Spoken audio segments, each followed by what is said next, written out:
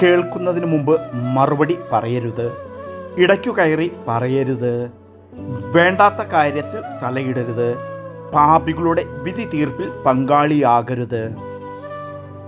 ജ്ഞാനം താഴ്ന്നവനെ ഉയർത്തി പ്രഭുക്കന്മാരോടൊപ്പം ഇരുത്തുന്നു.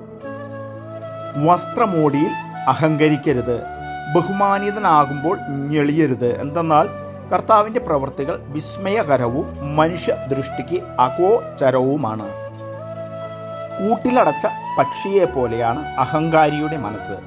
ചാരനെ പോലെ അവൻ നിന്റെ ദൗർബല്യങ്ങൾ ഉറ്റുനോക്കുന്നു. സൽപ്രവൃത്തികളിലും അവൻ കുറ്റം കണ്ടുപിടിക്കും. പറക്കുന്ന ജീവികളിൽ തേനീച്ച എത്ര ചെറുത്, എന്നാൽ അത് ഉൽപ്പാദിപ്പിക്കുന്ന വസ്തു മധുരമുള്ളവയിൽ അതിശ്രേഷ്ഠം. വചനം നിനക്കു സമീപസമാണ്, അത് നിന്റെ അധരത്തിലും ഹൃദയത്തിലുമുണ്ട്. അത് പ്രാവർത്തികമാക്കാൻ നിനക്കു കഴിയും.